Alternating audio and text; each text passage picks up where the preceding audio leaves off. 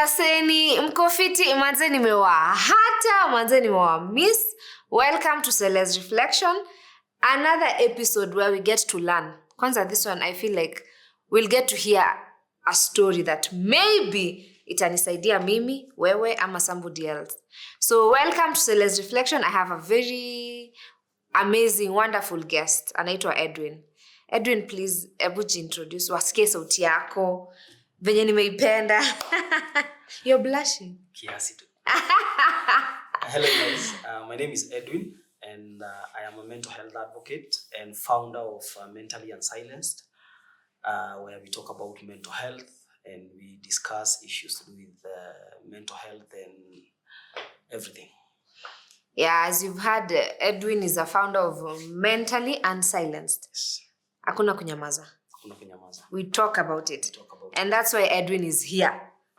We want to talk about it because I am happy. By the way, I was telling you, I am happy. Sai society, siwezi sema tumefika, but we are talking more about it. Like we are speaking about it. And I am happy nikipata mse yako willing to talk about it. Because kuna kwanga na stigmatization. Yes. Like sana. Yes. Yeah, so Edwin is here. Of course, tutasikia story yake.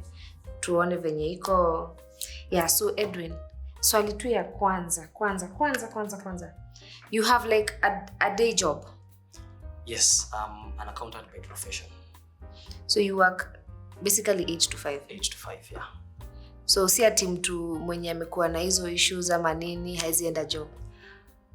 That is why I talk about it, because I think there's so much stigma when it comes to mental health, and people think that a person who is struggling with their mental health cannot hold down a job, cannot have a family, cannot own property, but people are living their lives. I am one of those. I'm one of those people to try and basically destigmatize mental health. I have a job, I have a family, I have 2 daughters and a beautiful wife. Basically, I have friends, 1 or 2. And I just live life like any other normal.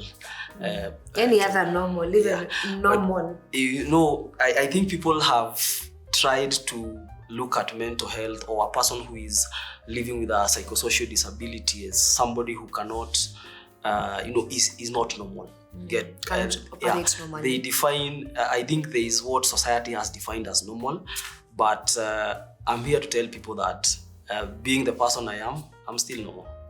Yeah, I'm also a definition of that normal. Yeah. Who is that person that you are? Because now sasa watu wanashindwa kwa nini Edwin anaongea? Like maybe unaweza tupatia backstory kiasi. Yeah. They get to understand. Basically, I have a lived experience of depression, anxiety, severe ADHD, and alcohol use disorder. I was diagnosed in 2015.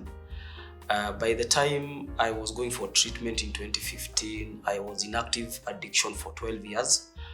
And 70% of my liver was damaged. I was suicidal. I had attempted suicide. And it was rough. But 7 years down the line, I am sober. Actually, next week, I'll be 7 years sober. I haven't touched a drink or any drug that is not authorized by my doctor for 7 years.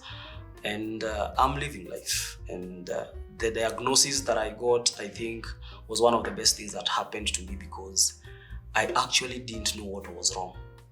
You get? I didn't understand why I was extremely hyper, extremely impulsive. And I later came to learn that there is a condition that manifests itself that way. And when not diagnosed early or when not detected early, people will fall into addiction, people will fall into, depression, and it goes downhill from there.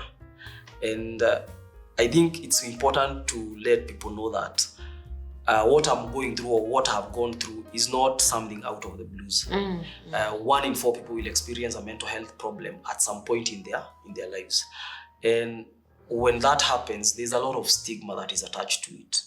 And part of my work has also been, to try and come up with ways to speak about mental health that doesn't stigmatize, so that people can openly talk about mental health the same way we talk about cancer, the same way we talk about HIV, because whether you like it or not, whether people like it or not, mental health conditions are actually health conditions. Just that they can be treated, they can be managed, and people can live productive lives despite their diagnosis. And I am proof of that. Yeah. And I love that you're giving hope to someone.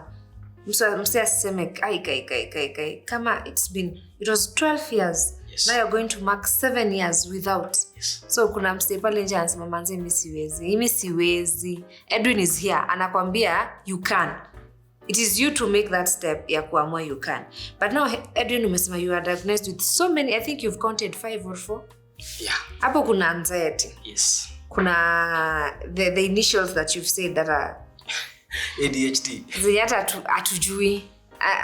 Umeniambia ni nini ADHD? ADHD is a neurological disorder and it stands for attention deficit hyperactivity disorder. So here's the thing, hata hizo ni sawa, hizo tuta but here's the thing, of course you got to know about that ukisha visit. See that you knew about it before. For 30 years I didn't know. Exactly. So here is my question. At what point ulifika juu kunywa sim like kwetu ni fun. Like yeah, una get ni you're so cool manzi. Unakunywa yani mpaka asubuhi. So at what point, because most of us we have those anxiety problems. Tunaona ni kawaida. Nitafanya hivi leo nitalala kesho, like kwetu we take it lightly. So at what point did it get to mpaka like ni kubaya? Like I need to seek help, I need to see someone, I need to talk about it, because most of us we don't know we have those problems. Tuko tu. Yeah, that's a very interesting question, because to be honest, I never thought I had a problem. So one morning after a heavy night of drinking, I woke up, and when I tried to get out of bed, I just fell. I was preparing to go to work, and I tried to stand up again, nikaanguka tena, and my wife was concerned. So at that point, she tried to get me back to bed and tried to find out what was the problem. But I told her what I normally used to tell her. End up kwa fridge, bring me a drink, I'll be calm, I'll be able to go to work. And she was like, I cleaned out everything. I poured kila kitu. And then this is just trying to paint a picture of how addicted I was. I told her, pale kwa gate, there's a place I put my castash. Akaniambia tunajua, and tulimwaga hiyo jana. So I didn't have alcohol. At that time, what I didn't know is that the way I was, standing up and falling and stuff like that was actually a withdrawal symptom from alcohol. And I want to make this clear. Alcohol withdrawal symptoms, if not managed, can kill a person. So she panicked, talked to the HR. And the interesting thing was that HR alikuwa ananitetea, because Edwin is the best. Nobody's complaining about him. His appraisals are good. The boss is okay. He's not complaining. And my wife was like, I'm telling you, my husband has a problem, and you people have ways to deal with this. So I had a very bad Monday, because I kept, the withdrawals were so bad. So I remember I was told to go and see, we have an employee assistance program at my workplace. So I went to see a therapist at the workplace. And she did what therapists normally do. It's called a cage test. A cage test is basically determining how far you are into addiction. So the C stands for, do you feel the need to cut down your using of alcohol or any drugs? And the A stands for, do you feel angry when people talk about how you are using or your behaviors related to using? And the G stands for, do you feel guilty whenever you have a period of using? Do you at times feel guilty about what has been happening? And the E is for eye opener, kutoa lock. Unaamkanga unasikia kutoa lock. Now, if you answer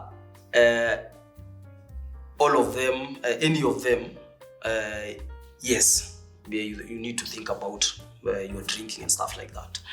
If you answer the last one, I open, you answer yes, iko shida mahali. Watu wa kutoa lock. Watu wa kutoa lock. Watu wa kutoa lock. Iko shida mahali. And if you are honest as I was and you answer all of them yes, shida ni kubwa. Shida ni kubwa. Because I remember the therapist at that time, I didn't think I had a problem. And I knew people who used to go to see counselors and then they go back to work. So I was just doing that to keep my wife happy and my employer happy. Okay. So I wasn't doing it. I didn't go to see that therapist because you wanted help. So I remember she looked at me akaniangalia, and she had this big tablet, Samsung tablet. I remember she called a doctor and said, "Hey, doctor, there's a young man you need to see urgently." So I went to the staff clinic and I went and talked to the doctor there. Same questions. Then he asked me, "Do you think this is normal?" I told him, yes, I go to work, I do what, nobody's complaining, my wife is happy, family is happy. Actually, they were not happy. They were worried sick that this dude is about to die. But at the end of it all, I was told to go and do a liver function test. And the results and whatever happened after that was I got admitted to a rehab and I started therapy. And they tried to find out what is the underlying cause of all this drinking. That is where I got the diagnosis of ADHD, depression, anxiety. Yeah. Now, mostly we tend to say, and I'm happy umepeana hiyo cage test, because now our viewer pale kwa nyumba amejibu hizo si. Am I guilty? Nasikianga kutoa lock. Like if you've answered any, of course, hatujafika hiyo level ya kukubali. It's hard for us to accept that we need to see someone. Tunakwanga zile za kwani kutoa lock ni shida. Kuna mtu atasema yes kwa hiyo cage test saa tu, but aseme well, si ati akisema yes it means ni mgonjwa. Ama does that what the test means? It doesn't mean that per se. It means that you should think about what the usage of the substances you're using. And here I mean even the habits we do. Because addiction to alcohol is one thing. There are people who are addicted to gambling. I was in treatment with people who are addicted to gambling. Oh, any addiction. I was in treatment with people who are going through sex addiction. So people only think at just drugs. Spectrum. I am those people. Yeah. I was thinking of only. And now you know. I am the people. So any addiction, like any addiction. Yes.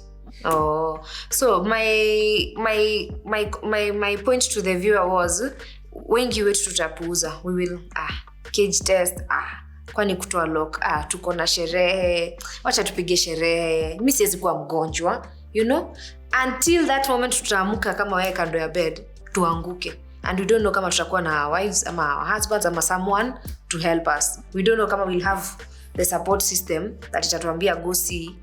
But that's why I love it when I bring someone like Edwin. Kama una feel, wewe umekuwa ukifeel hizo vitu Edwin anasema, I think Edwin is your support system right now. Maybe Edwin ameka mkukushuo, basi go talk to someone. Basi go see someone. Because hata sisi hata hiyo story ya rehab inakuanga kai ameenda rehab. Like stigmatization iko hizi vitu zote. Yes. Kai kwani imekuwa mbaya aje? Juu tunaonanga ikifika kupelekwa rehab, mse uko mbaya. Like it was crazy. So my nini will be, when you went to the rehab, hapo hivyo kwenye unapata, of course number one si lazima ukubali. Juu unaweza kuforce kwenda rehab, story nyingine utaki, I'm just going because they have paid. My family has said, I have so many friends wanapelekangwa rehab, anaenda anakuwa vizuri, anarudi home aki wiki 3 ana shoot kuliko the way she was before akienda rehab.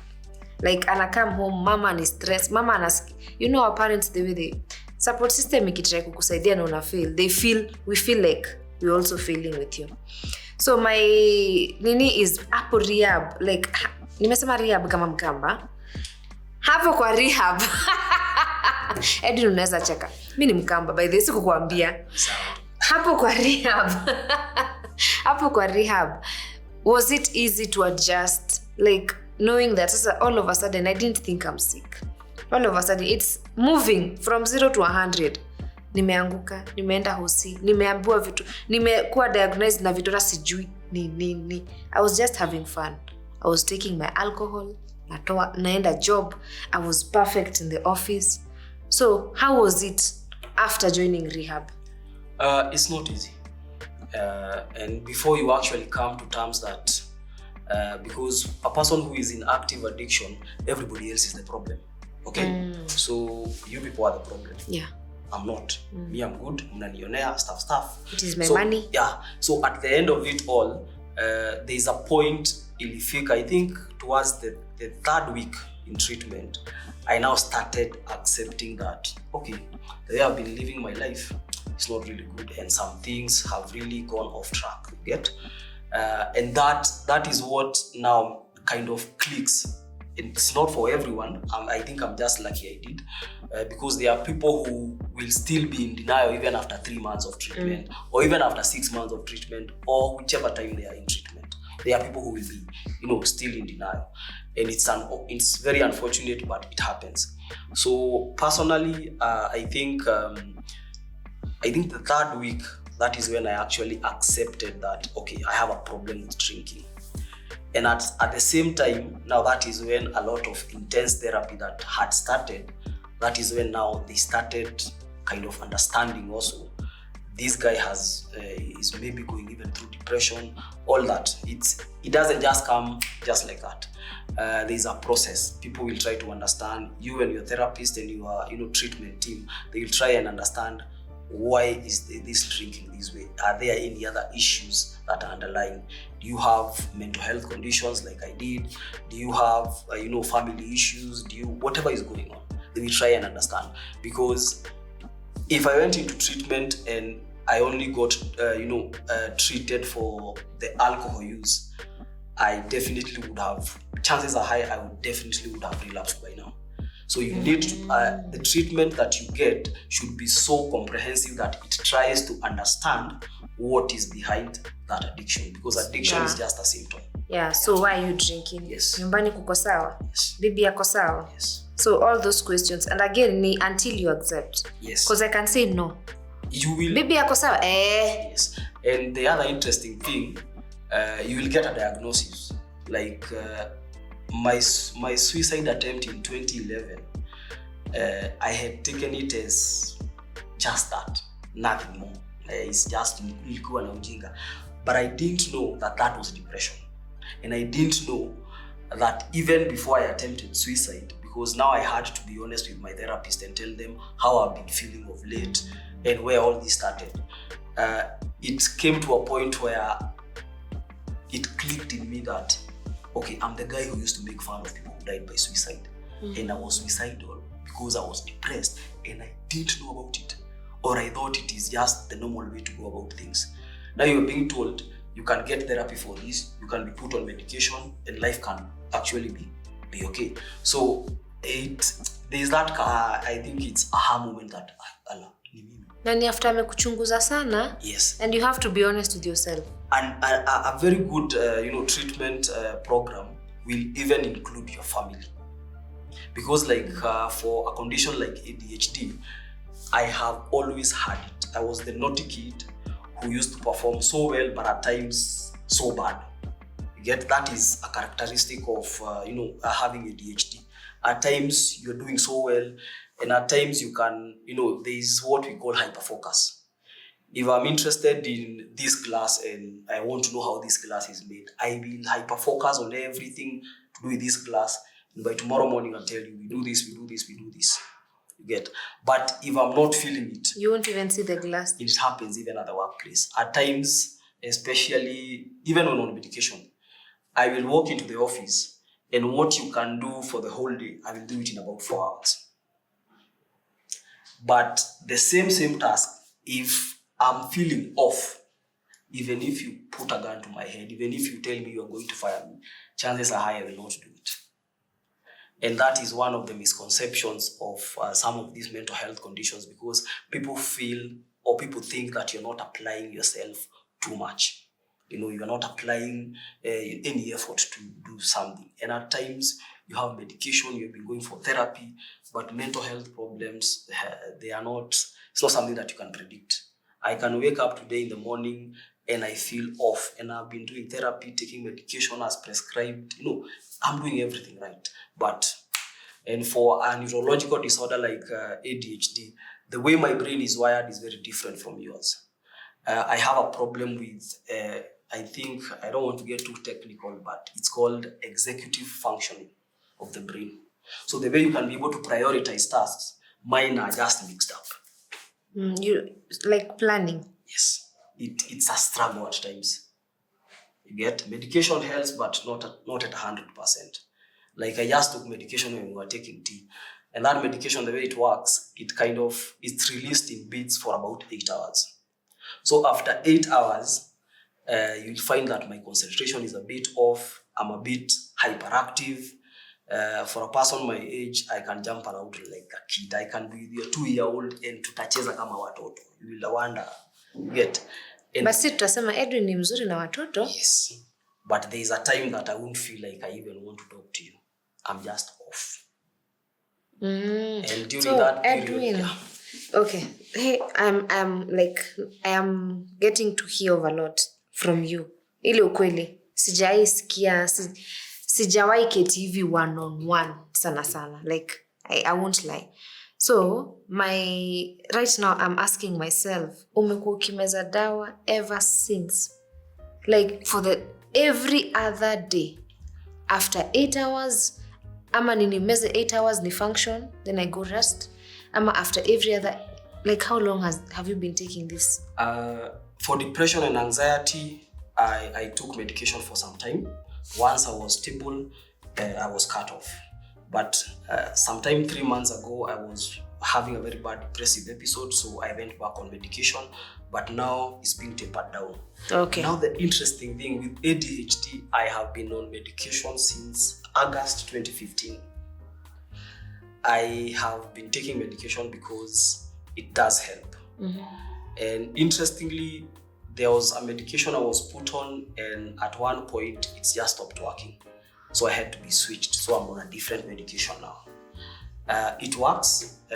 I take 1 pill per day, and there's no shame in it. There's this thing I hear people say, pill shaming. Mtu anakuona na dawa and they're saying, mgonjwa nini. Sasa si hata mimi sasa ina meza za supplement. But if you tell people, if I walk into the street out there and show them that small pill and tell them this one is for my mental health, 90% of the people will run away from me. They will think I'm some nutcase or something. If I take that pill outside there and tell people this is for my mental health, I'm very sure people will react differently if you went with a different pill and tell them it is for your head, you're having a headache or a stomachache. And it's the same thing. And it's medication that is helping me cope and helping me, get by.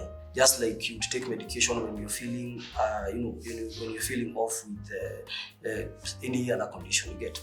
So I think there's a lot of stigma. The other thing I wanted to ask, now that umesema, once you walk the journey with the person who is guiding you, a counselor ama psychiatrist, kuna maswali anakuuliza. Like, until you came to realize by the history ya 2011, hii kitu ilianza kitambo. By the time I'm coming to see a doc in 2015, it started way back. So right now that you know your triggers maybe, by now, so umesema inaweza kuwa work, inaweza kuwa nini. So is it something you can, ukiamka leo usikie mwili kidogo haitaki, and I'm happy that you have a nice support system around. Mtu anaweza kuambia, what happened this week? Like, your wife can sit down with you, akutake through, ama you yourself unaweza sema, na ni jana na juzi nilimit na fulani akafanya. Does it get easier with time? It does get easier, and it does get complicated at times. At times you can understand, at times you don't even understand. So like when it comes to anxiety, mostly if I'm struggling with anxiety at a certain point, if I go back like 2-3 weeks and I look at everything, everything surrounding me at that point, I will definitely get something that went off somewhere. But that takes a lot of self-awareness and self-acceptance. You have to be in tune with yourself, the people you are around, the kind of things you're doing, everything that you do, so that even as I walk to your office as a therapist or something like that, at least I can try and pinpoint 3 weeks ago this and this happened, and it has been subconsciously been with me, but of late the anxiety has gotten to a point that I can't do A, I can't do B, I can't do C. You get? So that is part of the journey. At times you can pinpoint. At times it is so messy you can't stand. So you walk into that office and you tell your therapist or your doctor, yes, I am getting extreme anxiety attacks and I don't know from where it's coming from. So you start from scratch. At times you will find that there's a new trigger that has happened. At times you will find there is nothing you're understanding, so you just go back to basics one by one. Anaanza kuuliza maswali tena. Yes. Like even you can't see where the problem came from. Yes. Wow, thank you, Edwin. But here's my question. Now that you've gone through all this and you're a dad, you're a husband, which happy Father's Day, by the way. After air later, we are shooting this during Father's Week. So happy Father's Day. So now that you've gone through it in your life, now una raise watoto, like the 2 girls. Kuna vitu una feel, because like you know your trigger, you've told me it's family and what. Kuna vitu una feel, if I do this to my daughter, sana hata a few years later, hata anaweza follow the same path. Anaweza jipata where I found myself. Now of course it's not something that was good. Unaweza sema ati naweza taka mtoto wangu pia aende ati ajipate mahali. So are there things that you feel like if my dad, or if I do this I'll be like my dad? Of course, it happens more often than not. But the interesting thing about it,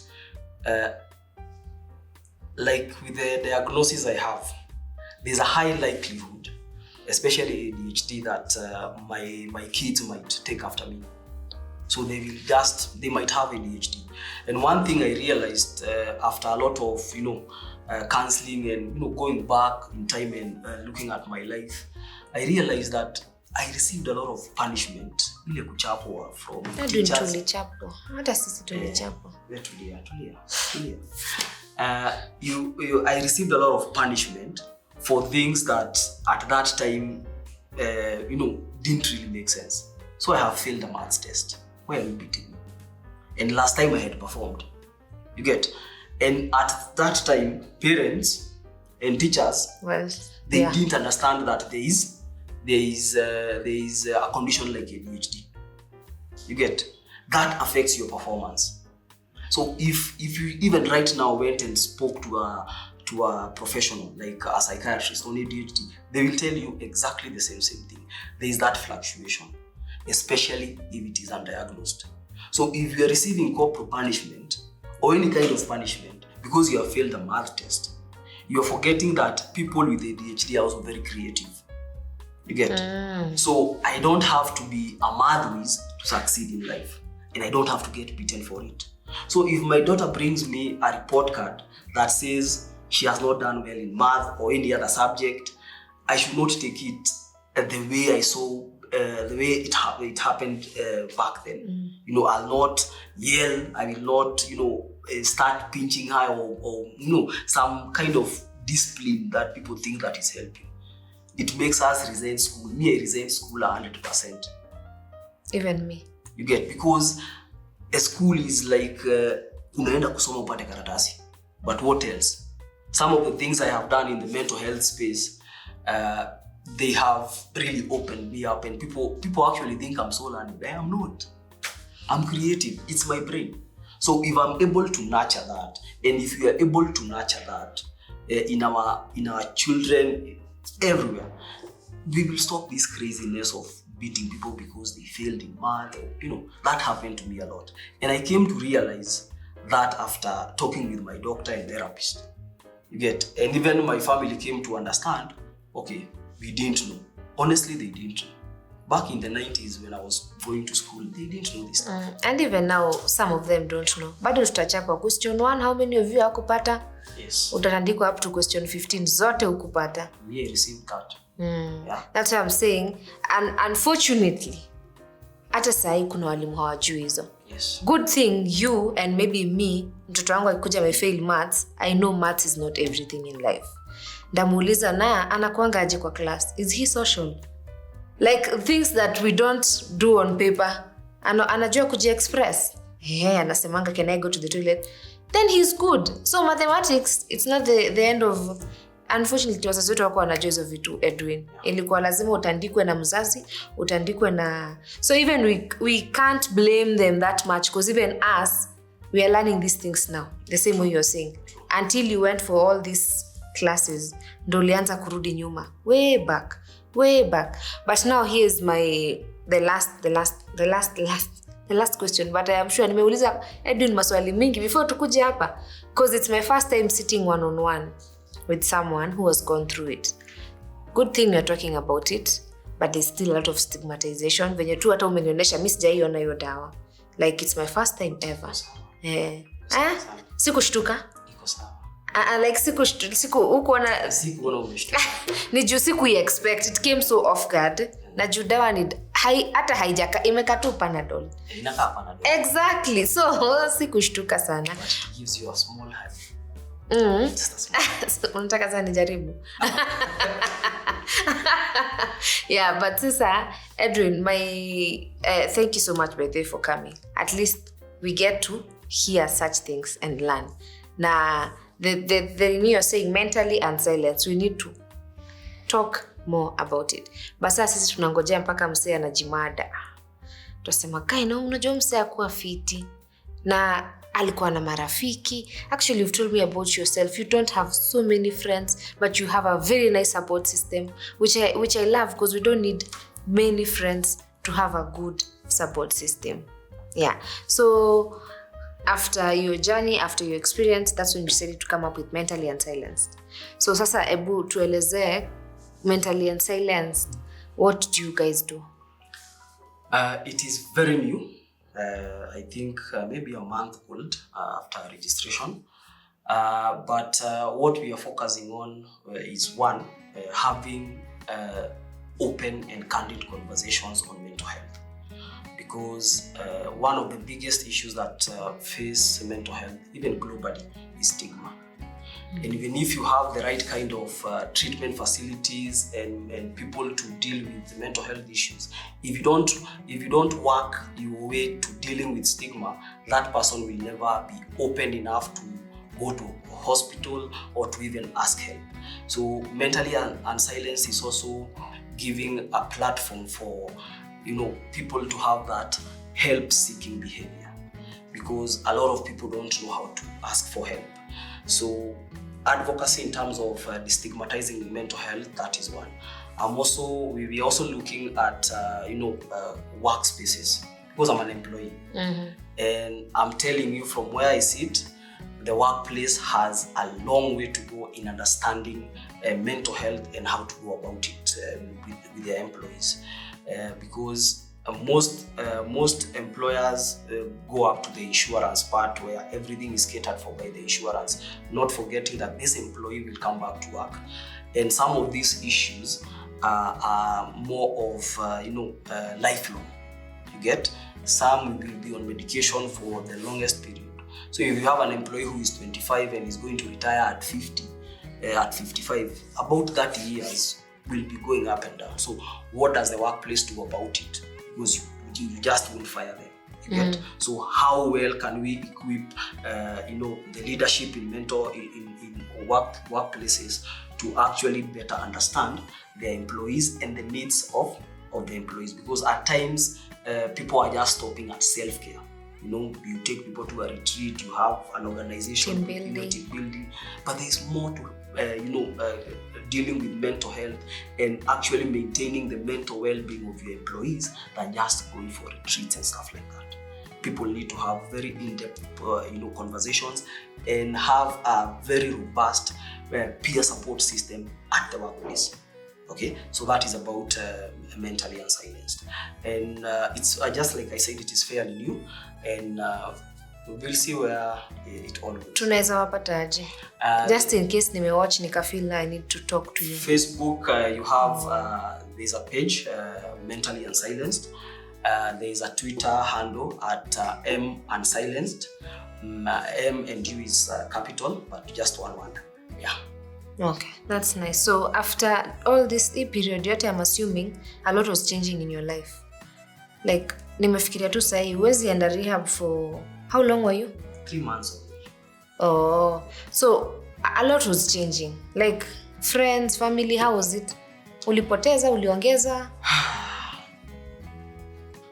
Family was interesting because they came to see their brother, they came to see their son, and they came to see their husband in a very different angle. What at times they thought was just being unruly and just being a difficult person, they came to understand there is a deeper problem at hand, and they also came to understand that we need to deal with this as a family in a different way. We accept we have made our mistakes, we accept we have done some mistakes, but we also acknowledge that part of this was due to the fact that we didn't know certain things existed, and we also didn't know how best to cope with this. Now we are equipped, we keep learning. It's a journey of learning and relearning. So that has been the family aspect of things. When it comes to friends, obviously my drinking buddies, some of them tried to get me back, some of them told me it was not that serious, and then I buried 2 of them. So things started taking a different shape. So I lost most of my drinking buddies. Some of them, we do have a conversation once in a while, but there are those who completely we lost touch. I have made a few along the way, so it's not all that bad. Yeah, at least, it can't be. Like, it's okay. It's part of life, either way. Yeah, so maybe parting shot. There's someone who is hapo kwenye ulikuwa 12 years ago. Like, tuseme deep. Well, si ati ni pabaya, anaweza toka if you came out. But there's someone who is listening and amekuwa kipuuza sana kwenda kuona therapist. Amekuwa in denial because the first step is accepting you need help. So especially that person who is in denial, ameona like everything is adding up. Everything, but anakata. What would you tell that person?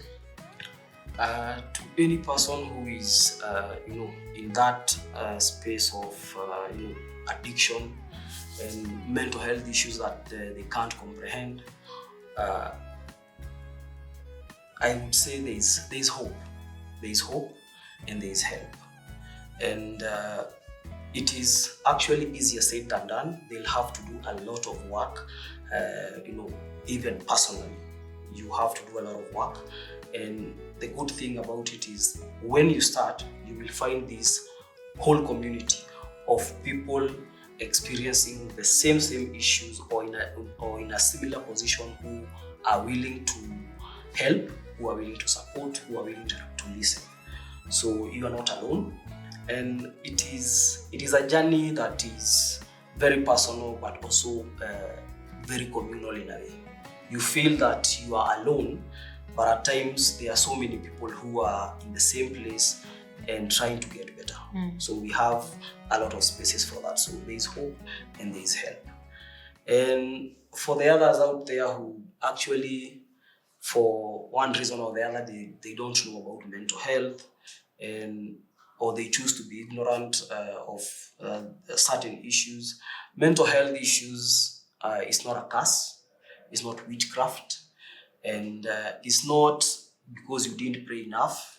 It's none of that. Mental health issues are conditions that can be treated and managed. And one of the things that I would tell people is we need to fight stigma. At every space you are in, fight stigma. And stigma is just one thing that will always bring us down. And the best way to fight stigma is to talk about it openly and candidly. Make people aware that we need to fight stigma. And as I always tell people, when I keep quiet, stigma wins, and I can't let that happen. So that is why I keep talking about mental health and any other issues having mental health. Kuna kitu unafili serikali yetu wakichaguana tu watusaidie hapo kwa mental health. Mwenye ataingia tu iwe tu ni either the one we are going to choose. After COVID, mental health became a reality to a lot of people. Even those who were not ever going to be interested in mental health. I like that the government is taking some steps. The mental health task force, Senator Kasanga is doing some wonderful work. Actually, the bill is now waiting for the president to sign so that it can become law. It has very good things, and I'm glad that people with lived experiences had their voices heard, because I remember a lot of submissions were made, and Senator Kasanga consulted with people who have lived experiences like me and others.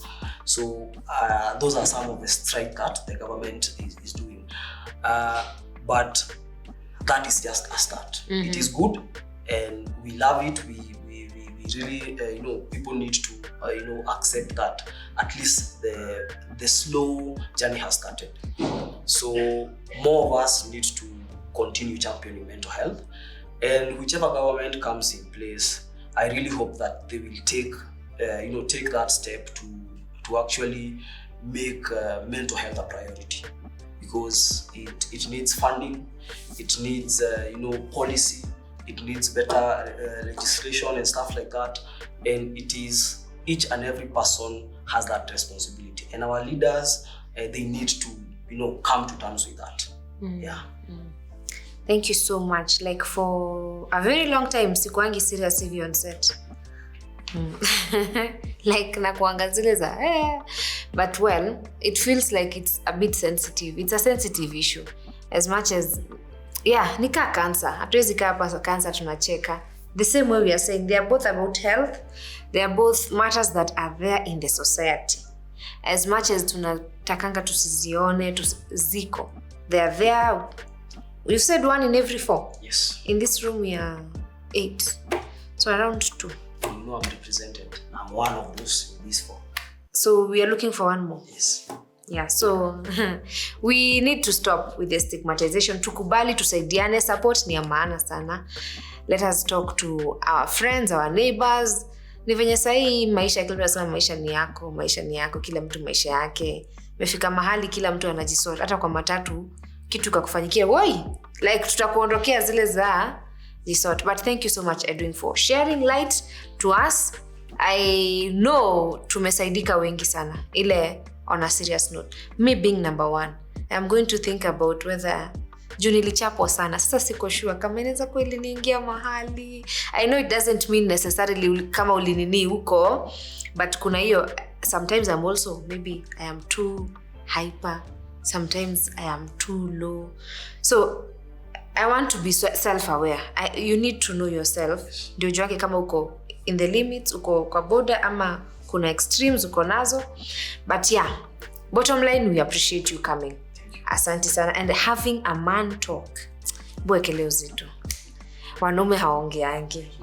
Wanaume hamuongeangi. Wanaume mnanyamazanga, yani mnajifinya, it's like you're being Jesus. Mnataka mpaka mnakufia familia. Yani akiondokea tu ndo mnaanza kugundua, unajua alikuwa anakimbizwa na school fees na rent. Unashindwa, si tuongee. Like let's just talk. So thank you so much coming from a man. It feels good. So wanaume, maboy child manze, msiseme ati kutoongea ati ni kuwa mwanaume. Please speak out. Seek for help and there is hope, as Edwin has said.